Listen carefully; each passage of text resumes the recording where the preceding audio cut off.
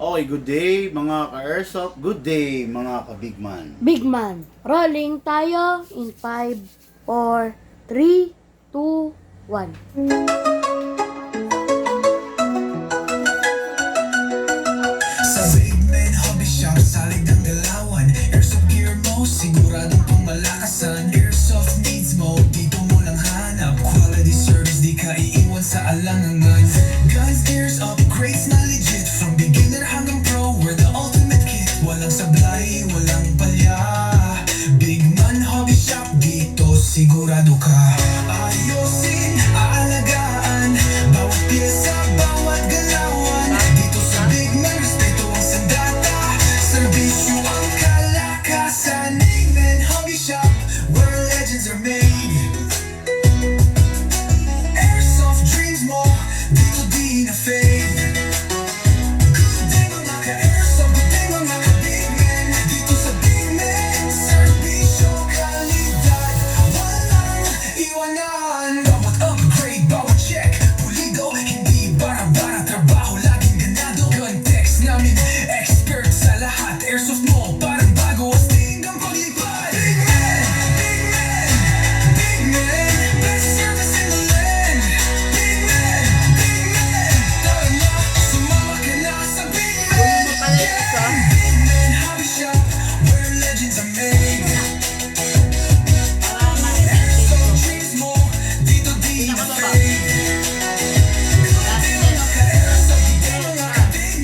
Dito sa Big Man, serbisyo, kalidad, walang iwanan.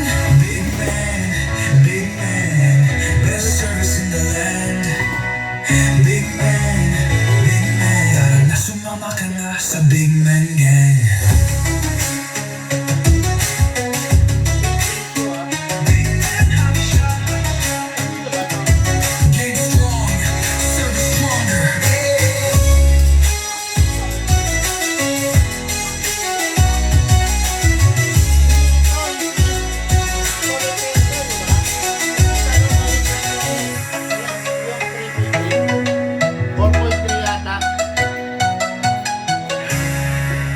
Okay mga ka-airsoft, good day po sa inyong lahat. Another day, another vlog. Unit going Pangasinan. Grabe. Papalala mo to no, for our ka-airsoft, Madam Bella Ortanisa. Ay, hindi pala to, sorry. For shipping pala to. Nasaan na? Ano yan? For repair ba yan? O na-repair na? Oh, hindi yan. For repair yan eh. Yung ano dyan, yung 3.8 dyan, nasa na? Yung pinapa-maintain. Okay, no? Bella Ortanisa of Prosperidad, Agusan del Sur. Okay, nasa na? Yan ba yan? Ayan. Yun. Then, unit na nakikita nyo is a 9mm Glock. Sikat na sikat to. Siyempre, Glock di ba? Alam naman natin na ang lahat ng Glock is the universal na unit, no? It's just that, ang Glock kasi, mga ka-airsoft, kahit naman sa tunay na Glock ang Glock is polymer ang body. So, don't expect sa, kumbaga ganito, walang Glock na full metal. Lahat na halos ng Glock is, ang body is, hard polymer, kumbaga hard plastic. Yan, ang unit natin ka-airsoft, Bella Ortanisa Prosperidad, Agusan del Sur. Okay, no? Paki-correct na lang po kung tama, Madam Bella Ortanisa. Okay, ngayon, ito, dire-diretso na natin. Kasi after nito, meron akong tinatawag na, ito, unit naman na to, is a 2011 na 4.3 edition na high kappa, okay? Unit to ng ating ka-airsoft. Ang project natin dito is to pinapa PMS, Preventive Maintenance Services. Ayan, live on ka, makikita nyo kung paano yung pag-PMS na gagawin ko rito, yung kung paano yung total cleaning na gagawin natin dito sa unit niya, no? Itong unit na to is a, sabihin na natin 2 year old unit, no? masyadong maalaga yung may-ari nito, kaya tumagal ng ganito. Ngayon, syempre, dahil nga matagal na, papalitan natin, ide-degrease natin siya, then maglalagay tayo ng panibagong sets of grease. Okay? Okay, Mateo Cervelo of taga saan ito? Ano to? So, Rosario, La Union. Okay, Sir Mateo, ito na po yung unit mo. Ito yung ano natin, PMS natin for today. 4663. Ano Sa'yo, yan? 5. Kunin mo yung wallet ko. Okay. So, ayun nga, tulad ng sinasabi ko, syempre, Glock to, mga airsoft. Glock na dual firing mode. Meron siyang single fire, meron siyang rapid fire. Glock 18. Okay, ayan, no? Yan. Single fire, pag nakaibabaw, nakaturo sa taas. Rapid fire, pag isinelect mo, nakaturo sa baba. Okay? Syempre, para tayong nagda-drive ng sasakyan, always, lagi kong pinapayo sa inyo, single fire muna. So, naka-point siya, nakaturo sa taas. Kuha ka na. Ayan, no? So, yan yung i-determine fire natin. Number 1, ang Glock, kailangan, lahat ng unit, kailangan, press the valve, then spray. O, yan. Lagi kong tinuturo yan, ha? Yung iba kasi hindi sinusunod hindi nila pine-press yung valve, so ang nangyayari, sayang lang yung langis, di ba? Then dito rin sa ilalim. Ayan. Okay? After that, kunin natin yung unit. Number 1 is sprayan. Pagdating sa Glock, itong ibabaw. Kasi pag hindi mo in-sprayan to, mapapansin mo, nauubos yung bakal dito. Nauubos yung, hindi yung bakal, yung metal dito, no? So, nagagasgas, kaya kailangan sprayan mo yan. Then, kasama mo, ilock mo manually. Okay, then sprayan yung nozzle. Ayun, okay? Tapos, release, then rest. Ayan, ha? Ang Glock, mapapansin nyo, walang mga safety lever dito, walang mga beaver tail dito, wala ring hammer dito. Ang Glock is internal ang hammer niya, nasa loob, no? Okay, so, yan yung unit niya. Then, kuha tayo ng gas. Sa gas, ang compatible lang kay Glock, hindi siya pwede sa 14, hindi rin pwede sa CO2. Ang compatible lang is number 12. Then, upside down, then press down. 1, 2. Okay, nilagyan natin 2 seconds lang. May rapid fire to, pero mas malakas siya, no? Mas malakas ang consumption pag may rapid fire. Okay? Ngayon, bala. Atake natin to pababa. Then press, put your right thumb here. All the way, tapos dito lalagyan ng bala. Make sure hindi mabibitawan, ha? Kasi pag nabitawan, mga airsoft, possible mabasag. Ngayon, mapapansin nyo, bungi-bungi. Pag bungi-bungi, kalugin sideways para naka-align yung bala. Okay? Mas naka-align yung bala, mas maganda ang mangyayari kasi solid na solid, mapapansin nyo. O, diba? Yan. Yan ang proper, ha? Ngayon, pasok natin sa unit. Kasa, ready to fire, no? Single fire muna, mga airsoft, naka-point sa taas. Single fire, firing. Okay, single fire, di ba? Ito yung rapid fire function niya. Baba natin to. Ayan, nakababa na, naka-point sa baba, ha? Firing.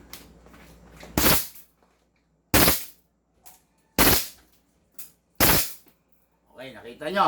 Ngayon, pwede nyo namang ibalik sa single fire. Yan, okay? Firing! Open slide, mga airsoft, kasi wala ng bala. Next thing to do, release the magazine, release the slide, rest the hammer, nasa loob ang hammer by pressing the trigger. Ngayon, sabi ko nga sa inyo, lagi nyo sisiguraduhin na nakapoint siya sa single fire. Kasi, para yung unit ninyo, hindi siya mabibigla na magra-rapid agad. Ganon din sa gagamit, hindi siya mabibigla, magra-rapid yung unit, no? Kailangan single fire, parang nagda-drive, kailangan naka-primera. Okay? Ngayon, white dose excess oil para syempre yung unit hindi nanggigitata sa langis. Yan, okay. Napakaganda. Unit to ng ating airsoft, Madam Bella Ontanisa, panregalo sa kanyang mister na may-ari ng isang junk shop. Okay, Prosperidad Agusan del Sur, no? Okay, ito na po yung unit ng iyong Mr. Madam Bella, na napakaganda naman, kaya lang, konting payo lang regarding sa Glock. No, ang Glock kasi mga ka-airsoft, no? Kahit naman sa mga tunay na baril, ang Glock, hard polymer ang body. Huwag natin masyadong abusuhin, especially the rapid fire. Okay? Ang rapid fire maganda eh, nakakaaliw, ang yabang, ang angas ng dating. Kaya lang yung rapid fire kasi is torture sa baril yun. Actually, ang mga pistol hindi naman talaga design para magdanas ng torture. Hindi tulad ng mga rifle, no? So, kung gusto mo ng rat-rat, go for the rifle. Pero kung gusto mo ng rat-rat, huwag mong asahan yun sa isang pistol. Ang isang pistol, mas effective siya kung pinapaputok mo ng single-single lang. Pak, pak, pak, pak. Ganon. Pero pag pinapaputok mo ng rapid fire ang isang pistol, sobrang liliit kasi ng mga parts dito eh. Yung maliliit na parts, pwede mabitak, pwede masira. Sayang, di ba? Kaya mas maganda, gamitin natin ng tama. May rapid fire siya, make sure hindi mo laging ginagamit yung rapid fire. May paminsan-minsan lang. Pero ang downside nito, tandaan nyo, parang dual transmission. Merong single fire, may rapid fire. Sa transmission ng sasakyan, merong 4x2, merong 4x4. The sad part lang dito, pag nasira yung 4x4, sira rin yung 4x2. Okay? Ganun din to. Pag nasira yung rapid fire, sira rin yung single fire. Pag nasira yung single fire, sira na rin yung rapid fire. Okay? Kaya learn how to manage your unit. Huwag papabayaan po sa silicone oil kasi yung silicone oil, yun lang ang tanging maibibigay mo sa unit mo para mag-perform siya ng dapat at ng maayos. Okay? Pag hindi nagagamitin, make sure pakawalan ang hangin. Okay. Unit ng ating airsoft, Bella Ontanisa Prosperidad Agusan del Sur. Okay. Ready for packing and ready for shipping.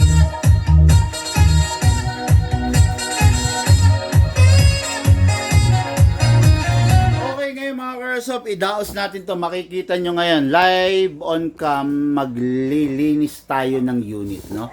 Kumbaga, ipapakita ko sa inyo kung ano yung inaayos, kung ano yung nililinis, kung ano yung ikinokorek natin dun sa bawat unit. Kung paano natin ginagawa, inaayos yun. May tissue ako. Okay, no? So, ngayon, yung ka-airsoft natin na si Sir Mateo of La Union, kailangan ng malinisan yung unit niya. Yung unit kasi niya, mga ka-airsoft, is more than 2 years na po, no? So, kung more than, asan na yung ano ko dito nilalatag ko? Yan. Yan. Kung more than 2 years na yung unit, syempre, 3 months nga lang ang ano natin, di ba? Ang limit natin na sinasabi natin kailangan malinis na yung unit, di ba? Yan. Makikita nyo. Yan, nakikita nyo ngayon, ha? Ano yung binibitbit ni Jason? Yung buhatan. Okay, yan. Yan, makikita nyo, yan, ha? So, ito yung unit niya, no? 2011, ganda naman, malinis, maayos pa rin, walang ganong mga sira-sira, kasi maingat yung bossing natin, okay? Ngayon, release natin itong magazine, syempre, para makita nyo, ha? Okay, tapos yan, na-release natin yung magazine, syempre, i-dismantle natin, okay? Ayan, pag dismantle ng 2011 kasa, okay, then ito, itulak nyo to, dito sa likod, ayan, tulak nyo, tapat natin pala sa butas, ayan, tapos, okay, ayan ha, okay, alisin nyo to, then push forward, okay, ayun, so ayan na, yan na yung unit, no, hindi naman ganong madumi, pero, linisin na rin natin, kasi ipinadala na sa atin ng ating ka-airsoft, diba? So, ayan yung unit, ang maganda kasi, pag ang ginagamit yung pang-lubricate at saka yung pag-maintenance is spray type, kumbaga may pressure, hindi nyo na kailangan i-totally dismantle yung unit, di ba? Pero pag yung unit ninyo is, masasabi natin pag yung oil na ginagamit ninyo is yung mga oil na pinapatak, kailangan obligado kayong i-dismantle, okay? First things first, ang kailangan natin gawin is deep cleaning. Okay? So, i-deep cleaning natin para maalis yung mga contaminants, yung mga dumi na naipon sa loob. Ayan, katulad dito, deep cleaning. Pakita mo yung deep cleaning natin. Ito yung deep cleaning natin, mga airsoft. Ayan. Okay, deep clean, ito yung pinaka step 1 natin, ha? Okay. Unahin muna yung barrel nakataas, then spray tayo. Okay. Okay, yan, medyo madumi, no? Mamaya yan, makikita nyo yan, mamaya. Ah, okay. Then, dito rin.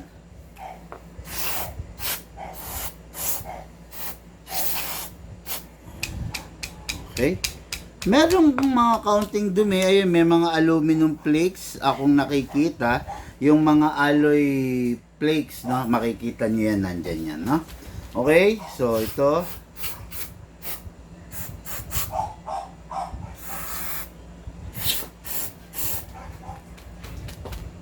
Okay.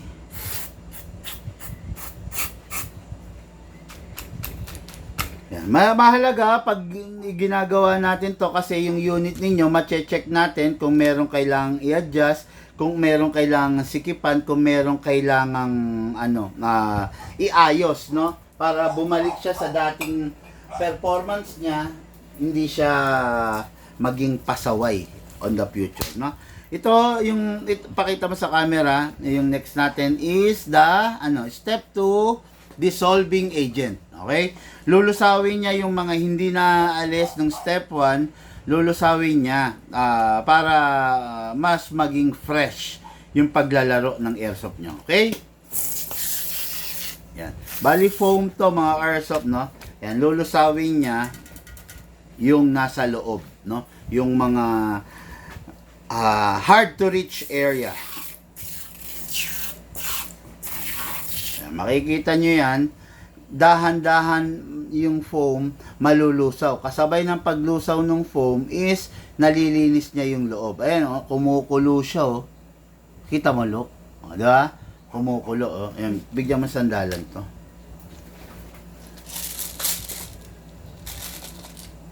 Okay, no? Kumukulo. Then, isa pang round. Okay. Yan. Isa pang round, syempre. Oh, yan.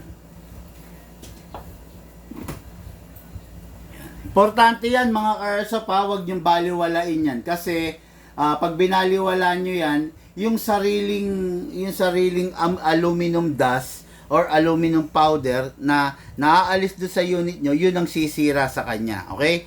Kaya napakahalaga ng PMS na ginagawa natin. Hindi naman kasi tayo gagawa ng mga bagay na wala namang katorya-torya at walang kasilbi-silbi dun sa unit natin, di ba? Basta tatandaan nyo, lahat ng gagawin natin dito is kung ano yung makakatulong doon sa unit ninyo. Okay, yan, kaya tulad nyo, nakita nyo, di ba? Na-dissolve na niya, na-wash out niya na. Okay? Ngayon, syempre, bubugahan na natin yan. Okay?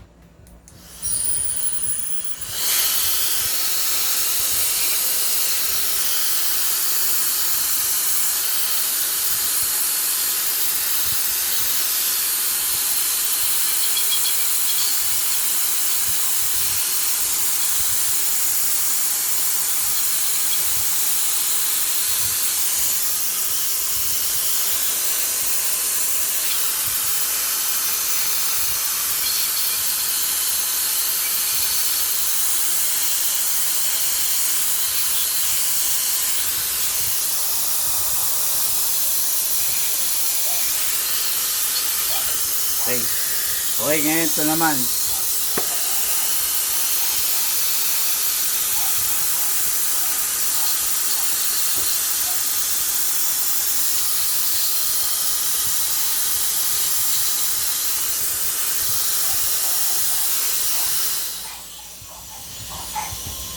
Ayan. Ayan, nakita nyo, akin na yung tissue, yung bagong tissue. Ayan, nakita nyo yan, no, mga ka-airsoft po. Ayan, yan yung dumi niya, ayan, no? Grabe, nagkalat, di ba? Yan yung mga, ayan, kung mapapansin ninyo, meron pang mga kumikinang-kinang. Yun yung mga aluminum flakes na inaalis natin. Tignan nyo yung bagong tissue. Oh, compare nyo dun sa nagamit na, di ba? Mas marumi, mas nanggigitata kumpara nyo sa bagong tissue. Okay? Yan, ngayon, nahayaan na natin yan. Ngayon, punasan natin to, syempre. Ayan, lalong nagmukhang bago.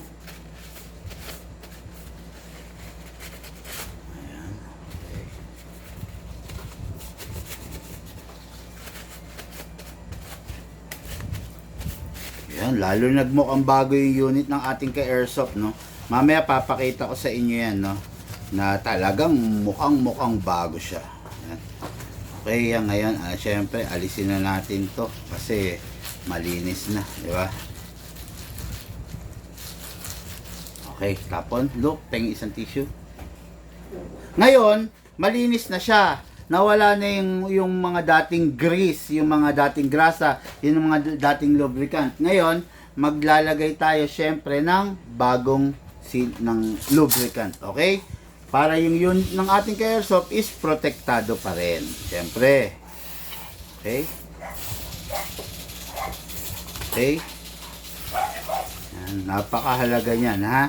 Okay. Ngayon, assemble na natin, pasok natin. Okay, then, to, balik na natin to. Okay, para yung unit is ayos na ulit. By the way, itong unit na to, pina-upgrade na sa amin, ayan, no? Naka-fixed barrel na siya. Ayan, hindi na siya gumagalaw, hindi na siya ganun kalikot tulad ng dati. Okay? Ayan.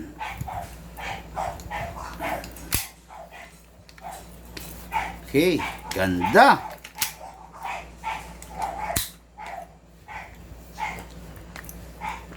Ayan, tignan nyo kung gaano siya kaganda. Di ba? Mukhang bago na. Di ba? Mukhang bago na naman, di ba? Ayan, ngayon, silicone oil na. Tignan natin, syempre. Baka hindi mag-fire na maayos eh. O to, wag nyo nang pansinin ito mga ka-airsoft ha, kasi nawala nung ating ka-airsoft yung base pad niya, which is mali, no? Dapat to may base pad, pero nawala niya, kaya ayun, wala nang tayo magagawa doon, no? Yan. Then, pasok natin. Okay, kasa. Ready to fire, okay? Oh, grabe. Ganda, oh.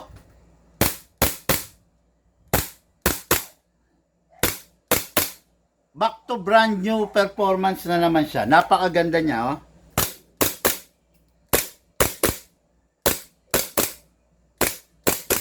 Okay, ha? Yan. Tapos niyan, syempre, lagi kong pinapayo, wipe those excess oil, oh. Para yung unit mo, laging mukhang bago, Sir Mateo of La Union. Tapos, pasingawin kung hindi gagamitin. Okay, no? Oh, unit natin kay Airsoft, going La Union. Preventive maintenance services, libre lang dito sa Bigman. Okay? So, ship back na natin to, going La Union. Okay mga ka-airsoft, yun lang muna for now. Maraming salamat po sa inyong lahat. Lahat po tayo nagmula sa iba't ibang larangan. Pinagbuklod, pinag-isa ng iisang libangan. Yun po ang paglalaro ng airsoft. Patid po sa inyo ng inyong lingkod, Bigman. Thank you po.